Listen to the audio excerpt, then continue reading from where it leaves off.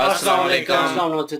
कल उम्मीद करता हूँ फिट होंगे, बेहतरीन होंगे, अपनी लाइफ अच्छे से एंजॉय करोगे। हम तीनों की तरह श्री कृष्ण एपिसोड 11 और पार्ट 1 है जी। लाइक शेयर सब्सक्राइब करते हैं, स्ट्रेट चलते हैं वीडियो की तरफ। इनका नाम है Rana Mohammad Ali, Mohammad Sameer Khokhar, Wali Saqlain Iqbal. So guys let's start. यदि उस कन्या ने अष्टभुजा दुर्गा का रूप धारण करते हुए ये बात कही है तो इसका अर्थ ये है कि पहली आकाशवाणी सर्वदा झूठी नहीं थी। मारने वाला तो आ ही गया है। अवश्य इसमें कोई गूढ़ रहस्य है। ये सब कंस की बुद्धि को भ्रमित करने के लिए किया जा रहा है, जिससे वो तड़पता भी रहे और उसे पता भी न चले कि उसके मारनहार का जन्म कहाँ हुआ है। अच्छा है, वो डरा तो रहेगा।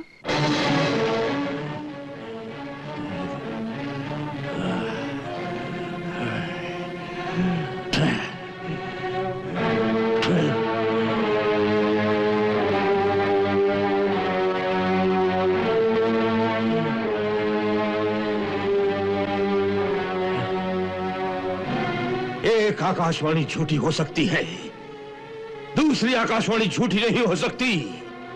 मैंने स्वयं उस बालिका को आकाश में अष्टभुजा रूप धारण करते हुए देखा है और उसी ने मुझे चेतावनी दी कि वो जो मुझे मारने वाला है वो जन्म ले चुका है। इसका अर्थ ये है कि पहली आकाशवाणी भी सच्ची थी और इसका यह भी अर्थ है कि अवश्य हमारे साथ कोई छल किया गया है, अन्यथा 8वें गर्भ में कन्या कैसे आ सकती थी। और यदि हमारे साथ छल किया गया है तो इस छल में अवश्य हमारे किसी आदमी ने सहायता की होगी।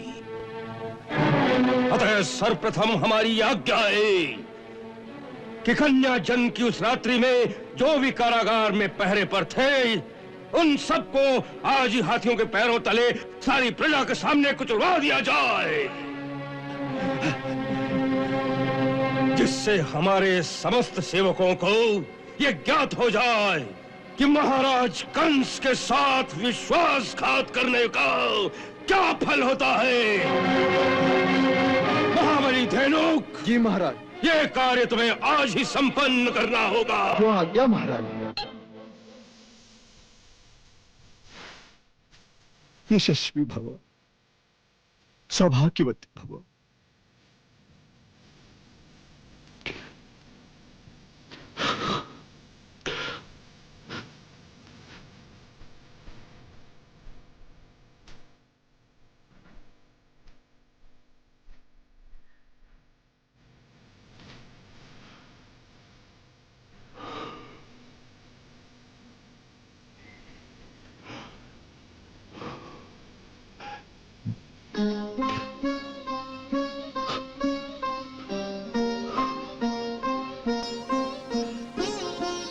वसुदेव, तुम्हारे जैसा पुत्र और देवकी जैसी पुत्र वधू को पाकर हम धन्य हो गए।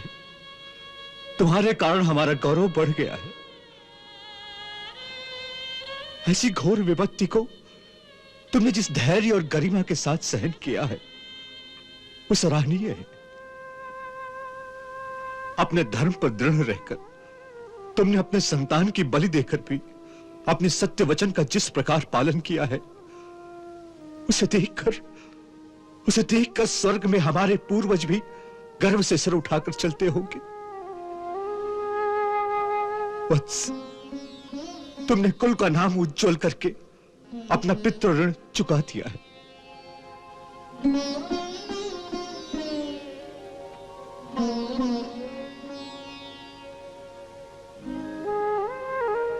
पुत्री देवकी,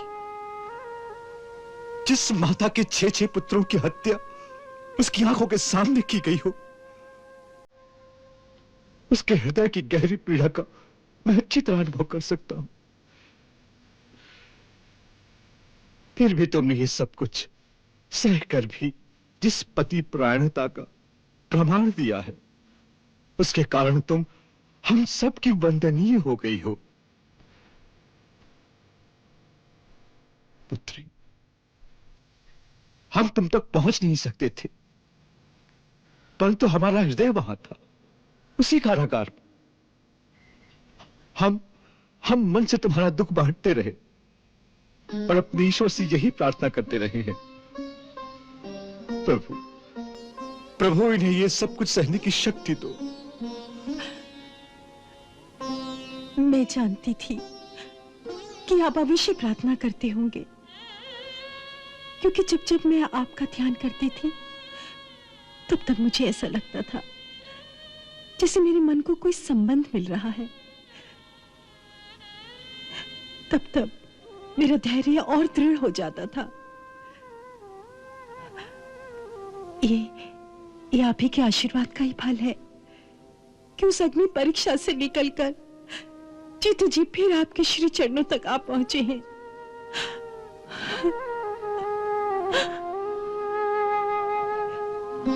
पिताश्री, भगवान जी तो आपकी बात सुनते हैं।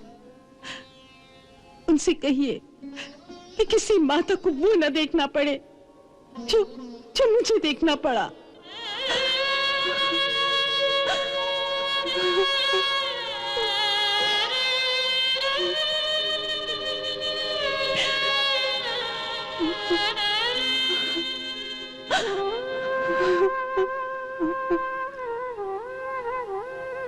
एक बात समझ में नहीं आती कि जिस तारणहार के आने की बात आकाशवाणी ने कही थी और जिसके आने की आशा ने कंस के अत्याचारों को सहने की हमें शक्ति दी, वो अष्टम गर्भ में क्यों ना आए? महाराज, यही प्रश्न प्रजा के मन में भी बार बार उठ रहा है, परंतु उसके साथ ही उस अष्टम गर्भ से जन्मी उस बालिका के चमत्कार की बातें सुनते हैं तो ऐसा लगता है कि इसके पीछे दैवी शक्तियों की कोई गूढ़ योजना बनी है। इसका समाधान हम संसारी लोग नहीं कर सकते हैं। इसका रहस्य गुरुदेव महर्षि गर्ग ही बता सकते हैं। जैसे उन्होंने मुझे यह रहस्य बताया था कि 7वें बालक के समय भाभी का गर्भपात क्यों हो गया। रहस्य? कैसा रहस्य? कुमार वसुदेव, मैं कारागार में आपको इसकी सूचना देने वाला था, फिर? परंतु उस समय उन्होंने मुझे आपको बताने से मना कर दिया था। परंतु क्यों? उन्होंने कहा था कि उचित समय आने पर वो आपको सब कुछ बता देंगे। मुझे विश्वास है कि प्रातः जब हम उनके दर्शनों को जाएंगे तो वो आपको सब कुछ बता देंगे। मैं तो इतना ही कह सकता हूं कि वो गर्भपात नहीं था, एक दैवी चमत्कार था।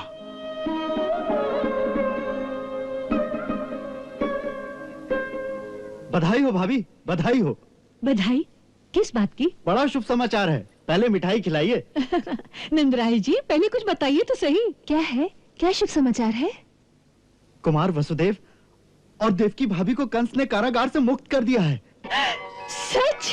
हाँ, हमारे ग्वाले जो मथुरा में दूध लेकर जाते हैं, उन्होंने आज आते ही हमें यह सूचना दी। उन्होंने अपनी आंखों से कुमार को अपने पिता के महल में जाते हुए देखा।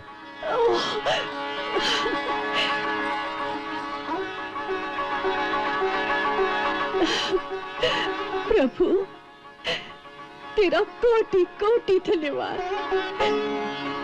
कोटि कोटि धन्यवाद। ये सब देवी माता की कृपा है।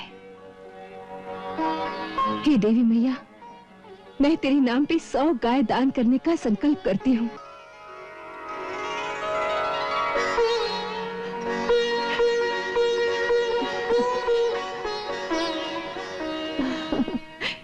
लल्ला, तेरे पिता श्री बंदीगृह से मुक्त हो गए हैं रे।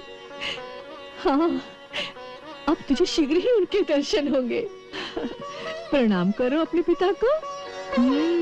ऐसे।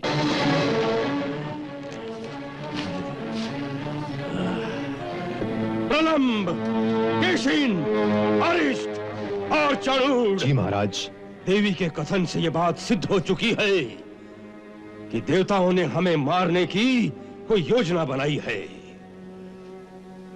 हमारे गुप्तचरों का कहना है कि सारे नगर में इसी बात की चर्चा है कि हमें मारने वाला जन ले चुका है। हमारे शत्रुओं ने इस बात को फैलाया होगा। वो समझते हैं कि इस बात से मैं भयभीत हो जाऊंगा, परंतु वो ये नहीं जानते कि संकट आने पर कंस की शक्ति दुगनी हो जाती है। सब देवता हमारी वीरता से संतप्त हैं, परंतु हम इनको कुछ नहीं गिनते। देवताओं का राजा इंद्र अल्पवीर है, बाकी रहे 3। एक तपस्वी ब्रह्मा, दूसरा बनवासी शिव और तीसरा मायावी विष्णु। इनमें से कोई भी समर भूमि में मेरे सामने आकर मेरे साथ युद्ध करने की क्षमता नहीं रखता। इनसे डरने की हमें कोई आवश्यकता नहीं। फिर भी राजनीति ये कहती है कि शत्रु चाहे निर्बल भी हो, उसकी उपेक्षा नहीं करनी चाहिए, उसे जड़ से उखाड़कर फेंक देना चाहिए। आप बिल्कुल सत्य कहते हैं महाराज। शत्रु की उपेक्षा कदापि नहीं करनी चाहिए। जैसे शरीर में रोग हो जाए और उसकी चिकित्सा न की जाए तो वो ऐसे जड़ जमा लेता है। जी बिल्कुल जी। वसुदेव जी और देवकी जी जो हैं वो कारागार से उनको आज़ादी मिल चुकी है और वसुदेव जी जो हैं वो अपने महल में पहुंचे हैं साथ देवकी जी को लेकर। उनका स्वागत तो बड़े अच्छे तरीके से किया गया है, लेकिन वो पीड़ा जो उन्होंने बर्दाश्त की और अपनी संतान के जो उन्होंने बलिदान दिए हैं, उस पीड़ा को सहने के बाद अपने महल में जब वो पहुंचे हैं तो ज़ाहिर सी बात है, इतना बड़ा एक कह लें कि उनके साथ नाइंसाफी हुई, इतनी बड़ी ज्यादती हुई, तो उससे निकलने में टाइम तो लगेगा। लेकिन ये है कि उनके पिताश्री जो कुमार वसुदेव के हैं वो भी बड़े महान हैं।